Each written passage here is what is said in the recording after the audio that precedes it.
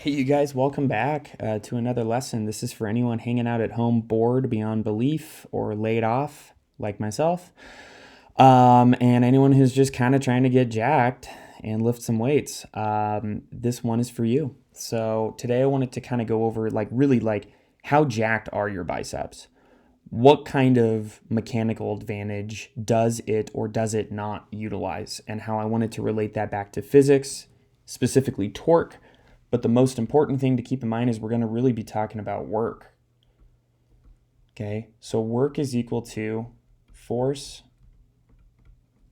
times distance. And manipulating this equation, and I'm not going to bore you with any of the math, this is a conceptual understanding, but we're going to kind of just go over the essence of what work is and really how simple machines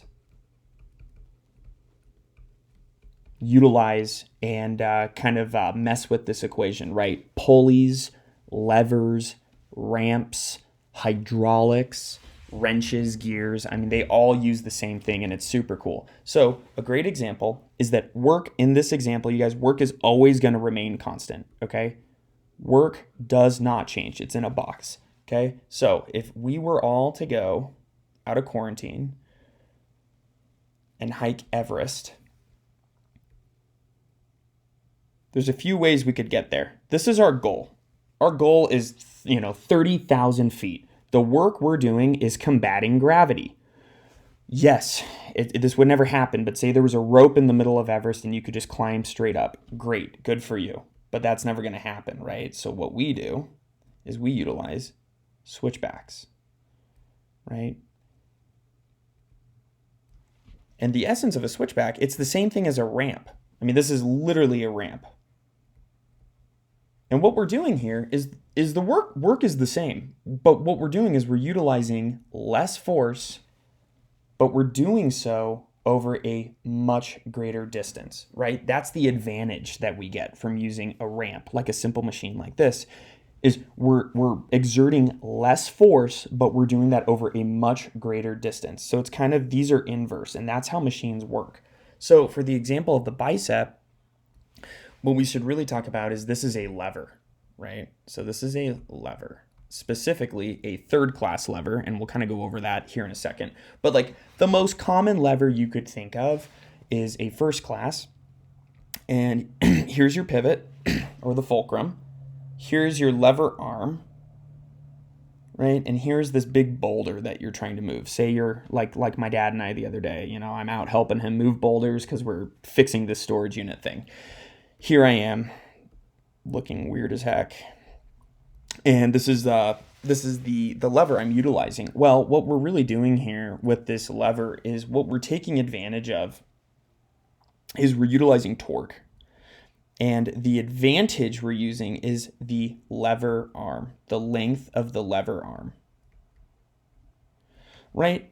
So I'm going to have to overcome basically gravity wants to keep this down, so I'm going to have to utilize torque, rotational force to pull this boulder up, right?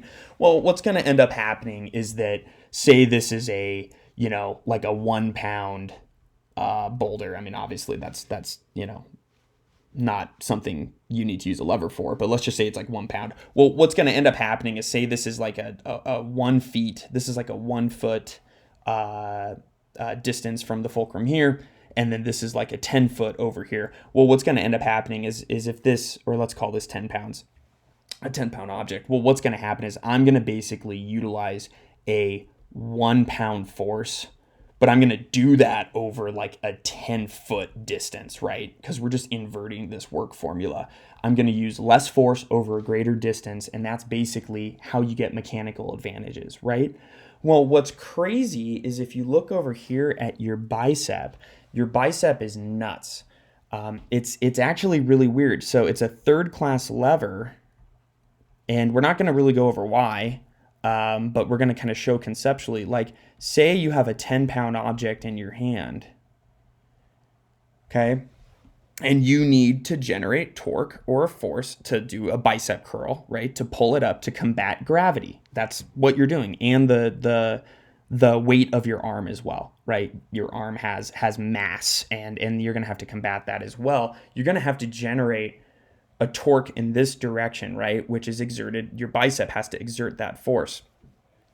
What's so weird about your bicep is the fact that it's actually very inefficient, and that's because look at this.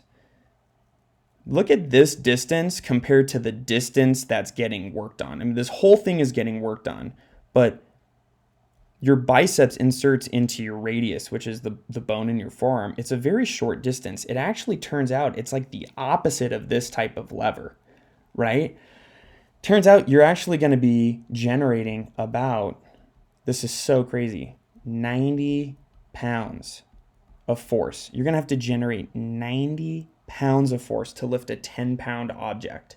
And that's because you're using way more force, but you're actually lifting it over a much shorter distance if you look at the lever arm itself and where the force vectors are. And again, I'm not going to bore you with the math because I don't care. But all I want you to really take away from this is that your biceps are kind of the opposite of what you think a lever would be. You generate way more force than you think just to lift a 10-pound object, about 9 times the amount of force. And that's just for like, a puny 10-pound weight. So just imagine, guys bodybuilding with like 100-pound dumbbells. Like it's just nuts how much force has to be generated by your biceps. So you guys, I thought you might like that. Just wanted to go over work, the formula for work, and just kind of how simple machines utilize the force times distance relationship, usually less force over a greater distance, but it actually turns out your biceps generate more force over a shorter distance due to the insertion of where this muscle is relative to this lever arm and some of the force vectors. Thanks, guys. Have fun on quarantine. Don't be too bored. Talk to you later.